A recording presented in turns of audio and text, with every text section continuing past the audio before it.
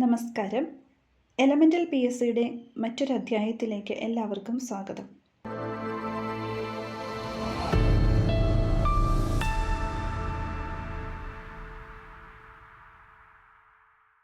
നമ്മൾ ഇന്ന് ഡിസ്കസ് ചെയ്യാൻ പോകുന്നത് കഴിഞ്ഞ ദിവസം നടന്ന സെക്രട്ടേറിയറ്റ് OA എക്സാമിൻ്റെ ക്വസ്റ്റ്യൻ പേപ്പറാണ്.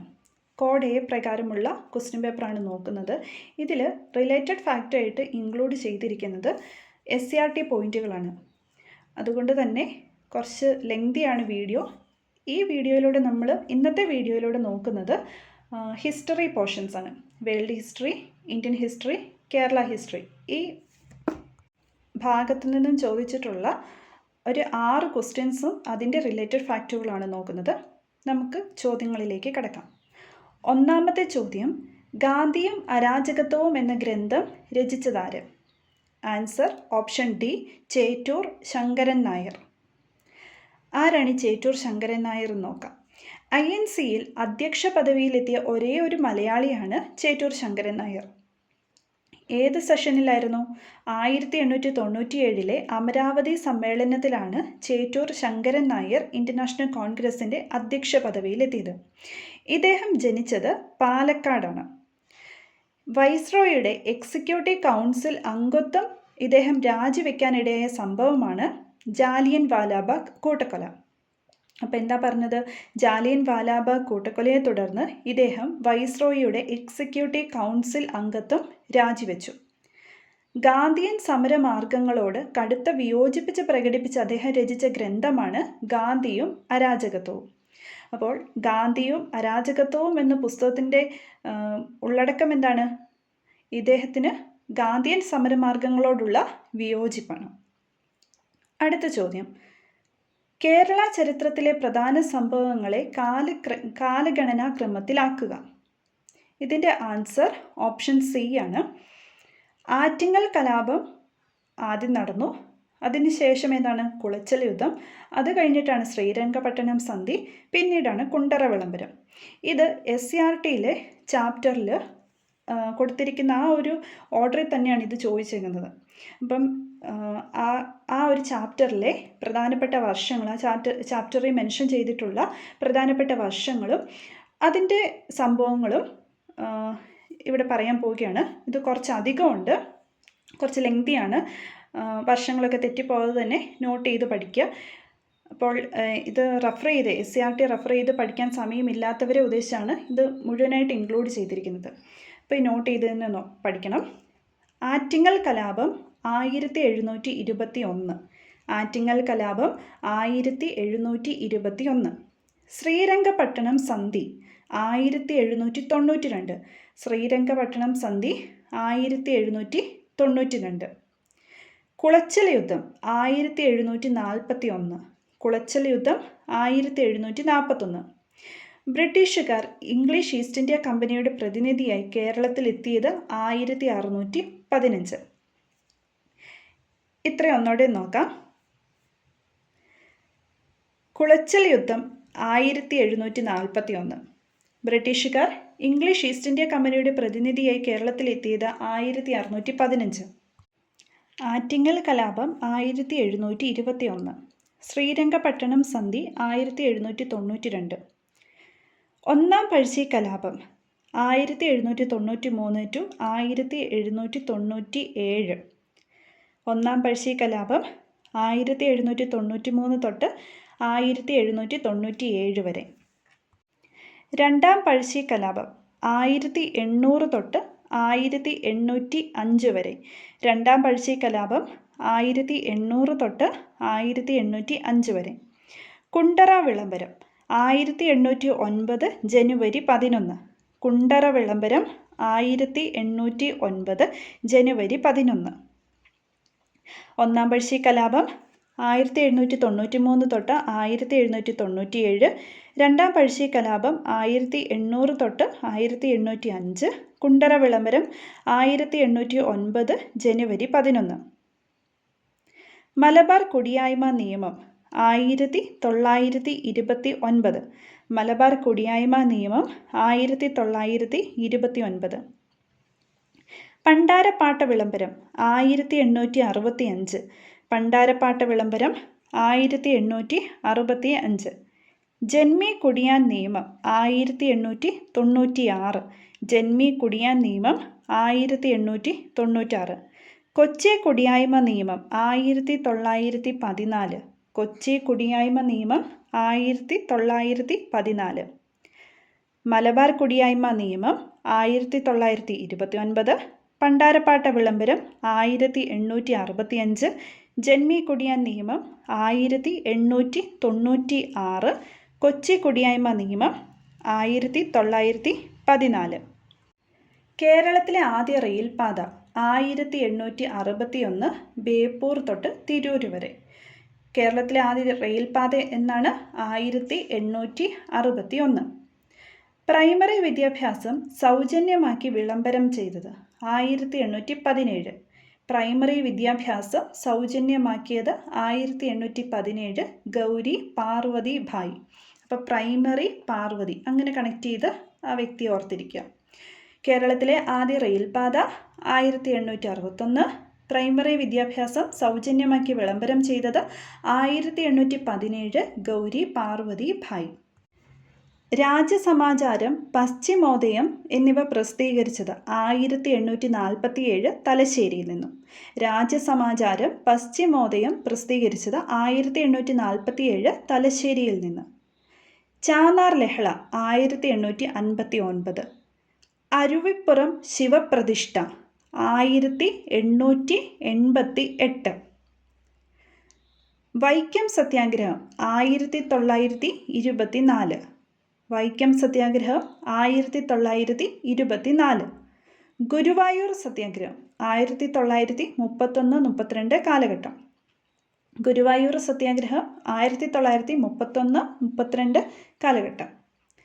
തിരുവിതാംകൂർ ക്ഷേത്രപ്രവേശന വിളംബരം 1936 നവംബർ 12. തിരുവിതാംകൂർ ക്ഷേത്രപ്രവേശന വിളംബരം 1936 നവംബർ 12. ചാന്നാർ ലഹള 1859. അരുവിപ്പുറം ശിവപ്രതിഷ്ഠ 1888. വൈക്കം സത്യാഗ്രഹം 1924. ഗുരുവായൂർ സത്യാഗ്രഹം 1931-32. തിരുവിതാംകൂർ ക്ഷേത്രപ്രവേശന വിളംബരം 1936 നവംബർ 12. മലബാർ ജില്ലാ കോൺഗ്രസ് പ്രഥമ സമ്മേളനം 1916 പാലക്കാട് വെച്ചാണ്. അധ്യക്ഷ ആനി ബസന്റ്. മലബാർ ജില്ലാ കോൺഗ്രസ് പ്രഥമ സമ്മേളനം 1916. അവസാന മലബാർ രാഷ്ട്രീയ സമ്മേളനം 1920 മഞ്ചേരിയിൽ വെച്ച്. അവസാന മലബാർ രാഷ്ട്രീയ സമ്മേളനം 1920 മഞ്ചേരി. ഖിലാഫത്ത് പ്രസ്ഥാനത്തിന് പിന്തുണ പ്രഖ്യാപിച്ച് ഗാന്ധിജി കോഴിക്കോടെത്തിയത് 1920. ഖിലാഫത്ത് പ്രസ്ഥാനത്തിന് പിന്തുണ പ്രഖ്യാപിച്ച് ഗാന്ധിജി കോഴിക്കോടെത്തിയത് 1920. മലബാർ കലാപം 1921. മലബാർ കലാപം 1921. കോൺഗ്രസ് സോഷ്യലിസ്റ്റ് പാർട്ടി രൂപീകരിച്ചത് 1934. Congress socialist party 1934. ഈ കോൺഗ്രസ് സോഷ്യലിസ്റ്റ് പാർട്ടി പിന്നീട് കമ്മ്യൂണിസ്റ്റ് പാർട്ടിയായി മാറി. അത് 1939. Communist party 1939. പൂക്കോട്ടൂർ യുദ്ധം 1921. മലബാർ ജില്ലാ കോൺഗ്രസ് പ്രഥമ സമ്മേളനം 1916 പാലക്കാട് ആനി ബസന്റ്. അവസാന മലബാർ രാഷ്ട്രീയ സമ്മേളനം 1920 മഞ്ചേരി. ഖിലാഫത്ത് പ്രസ്ഥാനത്തിന് പിന്തുണ പ്രഖ്യാപിച്ച് ഗാന്ധിജി കോഴിക്കോടെത്തിയത് 1920. മലബാർ കലാപം 1921. Congress socialist party 1934. കമ്മ്യൂണിസ്റ്റ് പാർട്ടിയായി മാറിയത് 1939. പൂക്കോട്ടൂർ യുദ്ധം 1921. മലയാളി മെമ്മോറിയൽ 1891. മലയാളി മെമ്മോറിയൽ 1891. ഇതിൽ എത്ര പേരാണ് ഒപ്പിട്ടത്? 10,028 പേരാണ് മലയാളി മെമ്മോറിയലിൽ ഒപ്പിട്ടത്. ഈഴവ മെമ്മോറിയൽ 1896. ഈഴവ മെമ്മോറിയൽ 1896. ഇതിൽ എത്ര പേരാണ്? 13176, 1317 ഈഴവ മെമ്മോറിയൽ 1896. നിവർത്തന പ്രക്ഷോഭം 1932. നിവർത്തന പ്രക്ഷോഭം 1932. തിരുവിതാംകൂർ സ്റ്റേറ്റ് കോൺഗ്രസ് 1938. തിരുവിതാംകൂർ സ്റ്റേറ്റ് കോൺഗ്രസ് 1938. പുന്നപ്ര വയലാർ സമരം 1946. പുന്നപ്ര വയലാർ സമരം 1946. ഇലക്ട്രിസിറ്റി സമരം 1936. ഇലക്ട്രിസിറ്റി സമരം 1936. കൊച്ചി രാജ്യ പ്രജാമണ്ഡലം 1941. കൊച്ചി രാജ്യ പ്രജാമണ്ഡലം 1941. മലയാളി മെമ്മോറിയൽ 1891. ഈഴവ മെമ്മോറിയൽ 1896. മലയാളി മെമ്മോറിയലിൽ 10,028 പേരും ഈഴവ മെമ്മോറിയലിൽ 13,176 പേരും ഒപ്പിട്ടു. നിവർത്തന പ്രക്ഷോഭം 1932. തിരുവിതാംകൂർ സ്റ്റേറ്റ് കോൺഗ്രസ് രൂപീകരിച്ചത് 1938. നിവർത്തന പ്രക്ഷോഭം 32. തിരുവിതാംകൂർ സ്റ്റേറ്റ് കോൺഗ്രസ് 38. പുന്നപ്ര വയലാർ സമരം 1946. ഇലക്ട്രിസിറ്റി സമരം 1936. കൊച്ചി രാജ്യ പ്രജാമണ്ഡലം 1941. കേരളത്തിലെ ആദ്യ മഹിളാ സമ്മേളനം 1931. കൊച്ചി രാജ്യ പ്രജാമണ്ഡലം 1941. കേരളത്തിലെ ആദ്യ മഹിളാ സമ്മേളനം 1931. അത് കോൺഗ്രസിൻ്റെ വടകര സമ്മേളനമായിരുന്നു. ഒന്നാം കേരള സംസ്ഥാന രാഷ്ട്രീയ സമ്മേളനം 1921 ഏപ്രിൽ 23 തൊട്ട് 26 വരെ ഒറ്റപ്പാലത്ത്. അപ്പോൾ ഒന്നാം കേരള സംസ്ഥാന രാഷ്ട്രീയ സമ്മേളനം 1921 ഏപ്രിൽ 23 തൊട്ട് 26 വരെ ഒറ്റപ്പാലത്ത് വെച്ച്. കേരളത്തിലെ ആദ്യ മഹിളാ സമ്മേളനം 1931. 1941 എന്താണ്? കൊച്ചി രാജ്യ പ്രജാമണ്ഡലം. ഭാഷാടിസ്ഥാനത്തിൽ സംസ്ഥാന കോൺഗ്രസ് കമ്മിറ്റി രൂപീകരിക്കാൻ തീരുമാനിച്ച കോൺഗ്രസ് സമ്മേളനം നാഗ്പൂർ സെഷനാണ് 1920. ഭാഷാടിസ്ഥാനത്തിൽ സംസ്ഥാന കോൺഗ്രസ് കമ്മിറ്റി രൂപീകരിക്കാൻ തീരുമാനിച്ച കോൺഗ്രസ് സമ്മേളനം നാഗ്പൂർ 1920. ആദ്യ ഐക്യ കേരള കൺവെൻഷൻ 1947 തൃശ്ശൂരിൽ വെച്ചാണ്. അധ്യക്ഷൻ കെ കേളപ്പൻ. ആദ്യ ഐക്യ കേരള കൺവെൻഷൻ 1947. തിരുക്കൊച്ചി സംസ്ഥാനം രൂപീകൃതമാകുന്നത് 1949 ജൂലൈ 1. 1949 ജൂലൈ 1. കേരള സംസ്ഥാനം രൂപീകൃതമാകുന്നത് 1956 നവംബർ 1. അപ്പം ഇത്രയും വർഷങ്ങളാണ് അതിനകത്ത് ആ ഒരു ചാപ്റ്ററിൽ മെൻഷൻ ചെയ്തിട്ടുള്ളത്. അപ്പം ഇത് നോട്ട് ചെയ്ത് പഠിക്കാം. അപ്പം അടുത്ത ചോദ്യത്തിലേക്ക് കടക്കാം. ചേരുംപടി ചേർക്കുക. ഇത് വേൾഡ് ഹിസ്റ്ററിയുമായി ബന്ധപ്പെട്ട ക്വസ്റ്റ്യൻ ആണ്. ഇതിൻ്റെ ആൻസർ ഏതാണ്? ഓപ്ഷൻ എ ആണ് ആൻസർ. ഒന്നാം ലോകയുദ്ധം ത്രികക്ഷി സഖ്യവും ത്രികക്ഷി സൗഹാർദ്ദവും തമ്മിലായിരുന്നു. രണ്ടാം ലോകയുദ്ധം അച്ചുതണ്ട് ശക്തികളും സഖ്യശക്തികളും തമ്മിൽ. ഹിറ്റ്ലർ രൂപീകരിച്ചാണ് തവിട്ടുകുപ്പായക്കാർ. ബെനിറ്റോ മുസോളിനിയുടെ ആയിരുന്നു കരിങ്കുപ്പായക്കാർ. ഇപ്പം നമുക്കിതിൻ്റെ കുറച്ച് റിലേറ്റഡ് ഫാക്റ്റുകൾ കൂടി നോക്കാം. ഇപ്പം പറഞ്ഞു, തവിട്ടുകുപ്പായക്കാർ അഥവാ ബ്രൗൺ ഷർട്ട് ആരാണ്? ഹിറ്റ്ലറാണ്. ബ്ലാക്ക് ഷർട്ട് മുസോളിനിയാണ്. അപ്പോൾ റെഡ് ഷർട്ട് ആരാണ്? ഗ്യാരി ബാൾഡിയാണ് റെഡ് ഷർട്ട്സ്. റെഡ് ആർമി അഥവാ ചെമ്പട ആരുടെയാണ്? മാവോ സെതുങ് ആണ് റെഡ് ആർമി അഥവാ ചെമ്പട. ചുവപ്പ് കാവൽ സേന ലെനിൻ. ചുവപ്പ് കാവൽ സേന ലെനിൻ. ഗസ്റ്റപ്പോ എന്താണ്? ഹിറ്റ്ലർ രൂപീകരിച്ച രഹസ്യ പോലീസാണ് ഗസ്റ്റപ്പോ. ഇപ്പം ബ്രൗൺ ഷർട്ട് അഥവാ തവിട്ടുകുപ്പായക്കാർ Hitler, black shirt Mussolini, red shirt Garibaldi, red army അഥവാ ചെമ്പട മാവോ സെതുങ്, ചുവപ്പ് കാവൽ സേന ലെനിൻ, ഗസ്റ്റപ്പോ, ഹിറ്റ്ലർ രൂപീകരിച്ച രഹസ്യ പോലീസ്. ഫസ്റ്റ് വേൾഡ് വാറിൻ്റെ കുറച്ച് കാര്യങ്ങൾ നോക്കാം. ഈ ത്രികക്ഷി സഖ്യം ആരൊക്കെയാണ്? Germany, Austria Hungary, Italy. Germany, Austria Hungary, Italy. ത്രികക്ഷി സൗഹാർദ്ദം ഇംഗ്ലണ്ട്, ഫ്രാൻസ്, റഷ്യ. ത്രികക്ഷി സൗഹാർദ്ദം ഇംഗ്ലണ്ട്, ഫ്രാൻസ്, റഷ്യ. ഒന്നാം വേൾഡ് വാർ അവസാനിക്കാൻ കാരണമായ ഉടമ്പടിയാണ് വേഴ്സായി സന്ധി. പാരീസിലെ വേഴ്സായി എന്ന് പറഞ്ഞ സ്ഥലത്ത് വെച്ചാണ് 1919 ഈ സന്ധി ഒപ്പിടുന്നത്, വേഴ്സായി സന്ധി. സെക്കൻഡ് വേൾഡ് വാർ, ഇതിനകത്ത് ആരൊക്കെ തമ്മിലാണ് ഏറ്റുമുട്ടിയത്? അച്ചുതണ്ട് സഖ്യവും സഖ്യശക്തികളും തമ്മിൽ. ഈ അച്ചുതണ്ട് സഖ്യം ആരൊക്കെയാണ്? Germany, Italy, Japan. Germany, Italy, Japan. നമ്മൾ ഫസ്റ്റ് വേൾഡ് വാർ കണ്ടായിരുന്നു. ത്രികക്ഷി സഖ്യത്തിൽ ജർമ്മനി, ആസ്ട്രിയ ഹംഗറി, ഇറ്റലി. ഇതിൽ ആസ്ട്രിയ ഹംഗറിനെ അങ്ങ് മാറ്റി ജപ്പാനെ കയറ്റി. അപ്പോൾ അച്ചുതണ്ട് സഖ്യമായി. ഇനി സഖ്യശക്തികൾ നോക്കാം. England, France, China. ഒന്നാം വേൾഡ് വാറിൽ ത്രികക്ഷി സൗഹാർദ്ദത്തിൽ ഇംഗ്ലണ്ട്, ഫ്രാൻസ്, റഷ്യ ആയിരുന്നു. ഇതിലങ്ങ് റഷ്യനെ മാറ്റിയിട്ട് ചൈനനെ കയറ്റിയ സഖ്യശക്തികളായി. അതാരൊക്കെയാണ്? England, France, China. Second world വാറിൻ്റെ മുന്നൊരുക്കം എന്നറിയപ്പെടുന്നത് സ്പാനിഷ് കലാപമാണ്. 1945 ഓഗസ്റ്റ് 14 ജപ്പാൻ പരാജയം സമ്മതിക്കുകയും സെക്കൻഡ് വേൾഡ് വാർ അവസാനിക്കുകയും ചെയ്തു. അടുത്ത ചോദ്യം, ചേരുംപടി ചേർക്കുക. ഇന്ത്യൻ ദേശീയ സമരകാലത്തെ പ്രധാന പത്രങ്ങളും നേതൃത്വം നൽകിയവരുമാണ്. അതിൻ്റെ ആൻസർ ഓപ്ഷൻ ബി ആണ്. B. Miratul Akbar, Rajaram Mohan Roy, Kesari Maratha Balagangadhara Tilak, Commonwealth Mrs Annie Besant, Young India Mahatma Gandhi. ഇതിൻ്റെ കുറച്ച് റിലേറ്റീവ് ഫാക്റ്റ് നോക്കാം. അതായത് കുറച്ച് പത്രങ്ങളും അതിന് നേതൃത്വം നൽകിയവരും. ഹരിജൻ, മഹാത്മാഗാന്ധി. നമ്മൾ പറഞ്ഞു യങ് ഇന്ത്യ ആരുടെയാണ്? മഹാത്മാഗാന്ധിയുടെയാണ്. അദ്ദേഹത്തിൻ്റെ മറ്റൊരു പത്രമാണ് ഹരിജൻ. ഹിന്ദു സ്വദേശി മിത്രം, ജി സുബ്രഹ്മണ്യ അയ്യർ. ഹിന്ദു സ്വദേശി മിത്രം, ജി സുബ്രഹ്മണ്യ അയ്യർ. അമൃത ബസാർ പത്രിക. അമൃത ബസാർ പത്രിക, Sisukumar Ghosh, Motilal Ghosh.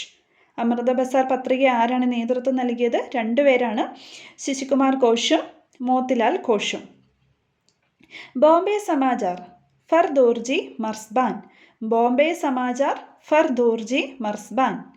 Bengali Surendranath Banerjee. Bengali Surendranath Banerjee. Voice of India, Dadabhai Naoroji. Voice of India, Dadabhai Naoroji.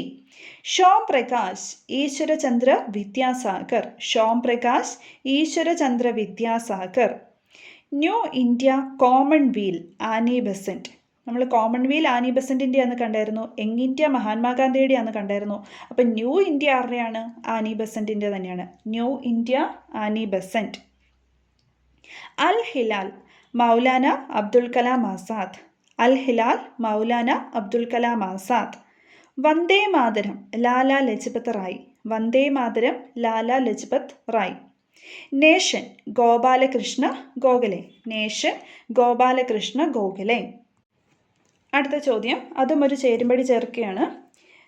ഇവിടെ കുറച്ച് വിപ്ലവ പ്രസ്ഥാനങ്ങളും അതിന് നേതൃത്വം നൽകിയവരാണ്. ഇതിൻ്റെ ആൻസർ ഓപ്ഷൻ ഡി ആണ്. D. Hindustan socialist Republican association, Bhagat Singh. Ghadar party, Lala Hardayal. Indian National army, rash Behari boss. Forward block, Subhash Chandrabose. ഇതാണ് ഇതിൻ്റെ ആൻസർ. ഇതിനകത്ത് ഈ ഓരോ വിപ്ലവ പ്രസ്ഥാനങ്ങളുടെ പ്രധാനപ്പെട്ട കുറച്ച് പോയിന്റുകൾ SCERT കൊടുത്തിട്ടുണ്ട്. അതൊന്ന് നോക്കാം. ഹിന്ദുസ്ഥാൻ സോഷ്യലിസ്റ്റ് റിപ്പബ്ലിക്കൻ അസോസിയേഷൻ ഇത് രൂപം കൊണ്ടത് 1928 എന്നാണ്. 1928. പഞ്ചാബ്, രാജസ്ഥാൻ, ഉത്തർപ്രദേശ്, ബീഹാർ ഇവിടങ്ങളിലെ വിപ്ലവകാരികൾ ഡൽഹിയിൽ രൂപം നൽകിയ സംഘടനയാണ് ഏത്? Hindustan socialist Republican association. അപ്പോൾ ഈ സംസ്ഥാനങ്ങൾ ജസ്റ്റ് ഒന്ന് ഓർത്തിരിക്കണം. പഞ്ചാബ്, രാജസ്ഥാൻ, ഉത്തർപ്രദേശ്, ബീഹാർ. ഇത് ബർപ്പ് എന്നൊരു കോഡ് വെച്ച് ഓർത്തിരിക്കുക. BURP. ഏതാണ്? ബീഹാർ, ഉത്തർപ്രദേശ്, രാജസ്ഥാൻ, പഞ്ചാബ്. അങ്ങനെ എന്തെങ്കിലുമൊക്കെ കോഡ് വെച്ച് ഓർത്തിരിക്കുക. എങ്ങാനും ചോദിച്ചു കഴിഞ്ഞാൽ അറിയണമല്ലോ. അപ്പോൾ ഇവിടങ്ങളിലെ വിപ്ലവകാരികൾ ഡൽഹിയിൽ രൂപം നൽകിയ സംഘടനയാണ് ഹിന്ദുസ്ഥാൻ സോഷ്യലിസ്റ്റ് റിപ്പബ്ലിക്കൻ അസോസിയേഷൻ. പ്രധാന നേതാക്കളാണ് ഭഗത് സിംഗ്, രാജ്ഗുരു, സുഖദേവ്, ചന്ദ്രശേഖർ ആസാദ്. ആരൊക്കെയാണ്? ഭഗത് സിംഗ്, രാജ്ഗുരു, സുഖദേവ്, ചന്ദ്രശേഖർ ആസാദ്. സായുധ വിപ്ലവത്തിനായി ഇവർ ആരംഭിച്ച സേനാ വിഭാഗമാണ് റിപ്പബ്ലിക്കൻ ആർമി. സായുധ വിപ്ലവത്തിനായി ഇവർ ആരംഭിച്ച സേനാ വിഭാഗം ഏതാണ്? Republican army. അടുത്തത് ഫോർവേഡ് ബ്ലോക്ക്. കോൺഗ്രസ് വിട്ടതിന് ശേഷം സുഭാഷ് ചന്ദ്രബോസ് രൂപം നൽകിയ രാഷ്ട്രീയ പാർട്ടിയാണ് ഫോർവേഡ് ബ്ലോക്ക്. കോൺഗ്രസ് വിട്ടതിന് ശേഷം സുഭാഷ് ചന്ദ്രബോസ് രൂപം നൽകിയ രാഷ്ട്രീയ പാർട്ടി ഏതാണ്? Forward block. ഗാന്ധിയൻ സമര രീതികളോട് വിയോജിപ്പിച്ച് പ്രകടിപ്പിച്ച നേതാവാണ് നമ്മുടെ സുഭാഷ് ചന്ദ്രബോസ്. അടുത്തത് Indian National army. 1942 Indian National army രൂപം കൊണ്ടത്. റാഷ് ബിഹാരി ബോസ് സുഭാഷ് ചന്ദ്രബോസിന് INAയുടെ നേതൃത്വം കൈമാറി. അപ്പം റാഷ് ബിഹാരി ബോസിൽ നിന്നുമാണ് സുഭാഷ് ചന്ദ്രബോസ് എന്ത് ഏറ്റെടുത്തത്? INAയുടെ നേതൃത്വം ഏറ്റെടുത്തത്. INAയുടെ വനിതാ റെജിമെൻ്റാണ് ഝാൻസി റാണി റെജിമെൻറ്റ്. ഝാൻസി റാണി റെജിമെൻറ്റ്. ഇതിൻ്റെ മേധാവിയായിരുന്നു മലയാളിയായ ക്യാപ്റ്റൻ ലക്ഷ്മി. പേരെന്താണ്? ക്യാപ്റ്റൻ ലക്ഷ്മി. ജപ്പാന്റെ സഹായത്തോടെ INA ദേശീയ പതാക ഉയർത്തിയ സ്ഥലമാണ് ഇംഫാൽ. ജപ്പാന്റെ സഹായത്തോടെ INA ദേശീയ പതാക ഉയർത്തിയ സ്ഥലം ഏതാണ്? ഇംഫാലാണ്. സുഭാഷ് ചന്ദ്രബോസിന്റെ നേതൃത്വത്തിൽ സ്വതന്ത്ര ഭാരതത്തിനായി ഒരു താൽക്കാലിക ഗവൺമെൻറ് രൂപീകരിച്ച സ്ഥലം സിംഗപ്പൂർ. സുഭാഷ് ചന്ദ്രബോസിന്റെ നേതൃത്വത്തിൽ സ്വതന്ത്ര ഭാരതത്തിനായി ഒരു താൽക്കാലിക ഗവൺമെൻറ് രൂപീകരിച്ച സ്ഥലമാണ് സിംഗപ്പൂർ. INAയുടെ മറ്റൊരു പേരാണ് ആസാദ് ഹിന്ദ് ഫൗജ്. ആസാദ് ഹിന്ദ് ഫൗജ്. INAയുടെ മറ്റൊരു പേരാണ് ആസാദ് ഹിന്ദ് ഫൗജ്. INA മ്യൂസിയം എവിടെയാണ്? മൊയ്രങ്. മണിപ്പൂരിലെ മൊയ്രങ് എന്ന് പറയുന്ന സ്ഥലത്താണ് INA മ്യൂസിയം സ്ഥിതി ചെയ്യുന്നത്. അടുത്ത ഗദ്ദാർ പാർട്ടി. ഗദ്ദാർ പാർട്ടിയുടെ ഇത് SCERTയിൽ ഇല്ലാത്ത കുറച്ച് പോയിന്റ്സ് ആണ് കേട്ടോ പറയുന്നത്. 1913 ഗദ്ദാർ പാർട്ടി രൂപീകരിച്ചത്. ഗദ്ദാർ എന്ന വാക്കിൻ്റെ അർത്ഥം വിപ്ലവം. ഗദ്ദാർ വിപ്ലവം. അമേരിക്കൻ ഐക്യനാടുകളിൽ ഈ ഗദ്ദാർ പാർട്ടി രൂപീകരിച്ചത് ലാല ഹർദയാലാണ്. അമേരിക്കൻ ഐക്യനാടുകളിൽ ഗദ്ദാർ പാർട്ടി രൂപീകരിച്ചത് ലാല ഹർദയാൽ. ഇതിൻ്റെ ആസ്ഥാനം എവിടെയാണ്? സാൻ ഫ്രാൻസിസ്കോ ആണ്. US സാൻ ഫ്രാൻസിസ്കോ ആണ് ഗദ്ദാർ പാർട്ടിയുടെ ആസ്ഥാനം. പസഫിക് കോസ്റ്റ് ഹിന്ദുസ്ഥാൻ അസോസിയേഷൻ എന്നാണ് ഗദ്ദാർ പാർട്ടിയുടെ മറ്റൊരു പേര്. Pacific Coast Hindustan association. British അധീനതയിൽ നിന്ന് ഇന്ത്യയെ മോചിപ്പിക്കുക എന്നതാണ് ഗദ്ദാർ പാർട്ടിയുടെ ലക്ഷ്യം. കോമതക മാരു പ്രക്ഷോഭം 1914 നടന്നതാണ് കോമതക മാരു പ്രക്ഷോഭം. ഇത് ഏതുമായി ബന്ധപ്പെട്ടാണ്? ഗദ്ദാർ പാർട്ടിയുമായി ബന്ധപ്പെട്ടാണ്. കോമതക മാരു പ്രക്ഷോഭം. കുറച്ച് വിപ്ലവ പ്രസ്ഥാനങ്ങളും അതിൻ്റെ നേതാക്കളെയും നമുക്ക് ടെക്സ്റ്റ് കൊടുത്തിട്ടുണ്ട്, അതൊന്ന് നോക്കാം. Abhinav Bharat society VD Savarkar. Abhinav Bharat society VD Savarkar. Anushilan Samiti Barindra Kumar Ghosh, Pulin Behari Das. Anushilan Samiti Barindra Kumar Ghosh, Pulin Behari Das. Indian Republican Army Surya Sen. Indian Republican Army Surya Sen. Indian National Army ആരാണ്? റാഷ് ബിഹാരി ബോസ്. ഇനി Republican Army Bhagat Singh. Indian Republican Army ആണെങ്കിൽ സൂര്യസെനും, റിപ്പബ്ലിക്കൻ ആർമി ആണെങ്കിൽ Bhagat Singh. Indian National Army ആരാണ്? റാഷ് ബിഹാരി ബോസ്. അടുത്ത ചോദ്യം, ഇന്ത്യൻ പാർലമെൻറ്റിൽ തുടർച്ചയായി ഏറ്റവും അധികം ബജറ്റ് അവതരിപ്പിച്ച റെക്കോർഡ് ആർക്കാണ്? ഇതൊരു കറണ്ട് അഫെയർ ആണ്. ഇതാരാണ്? Option B Nirmala Sitharaman. നിർമ്മല സീതാരാമൻ നിലവിൽ കൈകാര്യം ചെയ്യുന്നത് ധനകാര്യം, കോർപ്പറേറ്റ് എന്നീ വകുപ്പുകളാണ്. തമിഴ്നാടിൽ നിന്നുള്ള കേന്ദ്രമന്ത്രിയാണ്. 3 തവണ രാജ്യസഭാംഗമായിരുന്നു. 2014-17 കാലഘട്ടത്തിൽ ഇദ്ദേഹം കേന്ദ്ര വാണിജ്യ വ്യവസായ വകുപ്പ് മന്ത്രിയായിരുന്നു. കേന്ദ്ര വാണിജ്യ വ്യവസായ വകുപ്പ് മന്ത്രി. 17-19 കാലഘട്ടത്തിൽ കേന്ദ്ര പ്രതിരോധ വകുപ്പ് മന്ത്രിയായിരുന്നു. അപ്പം നിലവിലേതാണ്? ധനകാര്യം, കോർപ്പറേറ്റ് കാര്യമന്ത്രി. അപ്പോൾ ഏതൊക്കെ വകുപ്പുകളാണ് നിർമ്മല സീതാരാമൻ കൈകാര്യം ചെയ്തിട്ടുള്ളത്? കേന്ദ്ര വാണിജ്യ വ്യവസായം കൈകാര്യം ചെയ്തിട്ടുണ്ട്, പ്രതിരോധം കൈകാര്യം ചെയ്തിട്ടുണ്ട്. ഇപ്പം നിലവിൽ ധനകാര്യം, കോർപ്പറേറ്റും കൈകാര്യം ചെയ്തുകൊണ്ടിരിക്കുന്നു. 2022 കർണാടകയിൽ നിന്നുമാണ് രാജ്യസഭയിലേക്ക് തിരഞ്ഞെടുത്തത്. മൊറാർജി ദേശായി, P ചിദംബരം, മൻമോഹൻ സിംഗ് ഇവർ 3 പേരായിരുന്നു നമ്മുടെ ഫൈനാൻസ് മിനിസ്റ്റേഴ്സാണ്. ഇതിൽ മൻമോഹൻ സിംഗ് 1991 തൊട്ട് 96 വരെയുള്ള കാലഘട്ടത്തിൽ ഫൈനാൻസ് മിനിസ്റ്റർ ആയിരുന്നു. ആ കാലഘട്ടത്തിൻ്റെ ഒരു പ്രത്യേകതയുണ്ട്. നമ്മുടെ ഇന്ത്യയിൽ എക്കണോമിക് റീഫോംസിൻ്റെ ഒരു സമയമായിരുന്നു. അപ്പോൾ എക്കണോമിക് റീഫോംസിൻ്റെ സമയത്ത് നമ്മുടെ ഫൈനാൻസ് മിനിസ്റ്റർ ആരായിരുന്നെന്ന് ചോദിച്ചാൽ ആരാണ്? മൻമോഹൻ സിംഗ് ആണ്. 1991 തൊട്ട് 96 വരെയുള്ള കാലഘട്ടം. അപ്പോൾ ഇന്നത്തെ വീഡിയോയിലൂടെ നമ്മൾ ഡിസ്കസ് ചെയ്തത് കഴിഞ്ഞ ദിവസം നടന്ന OAയുടെ ഹിസ്റ്ററി പോർഷൻസ് ആണ്. അതിൻ്റെ റിലേറ്റഡ് ഫാക്റ്റുകൾ, അത് SCERT പോയിന്റുകളും നമ്മൾ പഠിച്ചു. ഇത്ര എലാബറേറ്റ് ചെയ്ത് ഈ പോയിന്റുകൾ പറഞ്ഞത് ടെക്സ്റ്റ് വായിച്ച് നോട്ട് എഴുതിയെടുക്കാൻ സമയമില്ലാത്തവർക്ക് വേണ്ടിയിട്ടാണ്. അപ്പോൾ നിങ്ങളിത് പ്രയോജനപ്പെടുത്തുക. ബാക്കിയുള്ള പോർഷൻസ് അടുത്ത വീഡിയോകളിലൂടെ ആയിട്ട് നമുക്ക് ഡിസ്കസ് ചെയ്യാം. ഇനി ഇതിനകത്ത് കറക്ഷൻസ് എന്തെങ്കിലും ഉണ്ടെങ്കിൽ നമ്മളിത് താഴെ കമൻറ്റ് ബോക്സിൽ രേഖപ്പെടുത്തുന്നതായിരിക്കും. അതുപോലെ തന്നെ നിങ്ങളുടെ അഭിപ്രായങ്ങളും നിർദ്ദേശങ്ങളും രേഖപ്പെടുത്തുക. താങ്ക്